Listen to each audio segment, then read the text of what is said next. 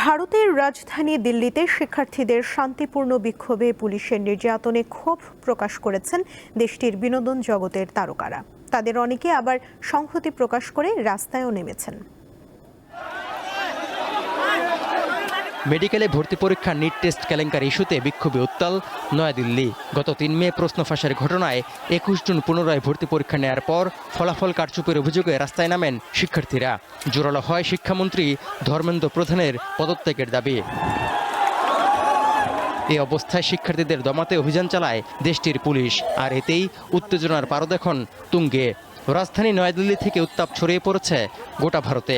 হাসপাতালে থেকেও অনশনের মাধ্যমে আন্দোলনের নেতৃত্ব দিয়ে যাচ্ছেন আলোচিত শিক্ষাবিদ সোনম ওয়াংচুক। দাবি আদায় না হওয়া পর্যন্ত রাজপথ না ছাড়ার হুঁশিয়ারি দিয়েছে ককরোচ জনতা পার্টি সিজেপি।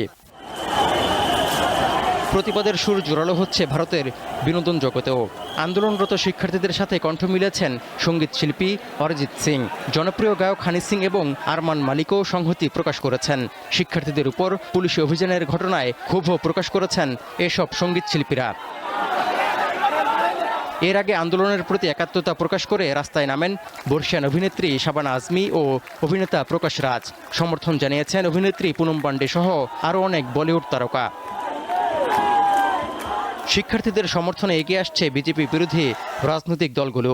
সংহতি প্রকাশ করে রাস্তায় নামায় মঙ্গলবার ২ ঘন্টার জন্য আটক হতে হয় কংগ্রেস নেতা রাহুল গান্ধী ও প্রিয়াঙ্কা গান্ধীকে।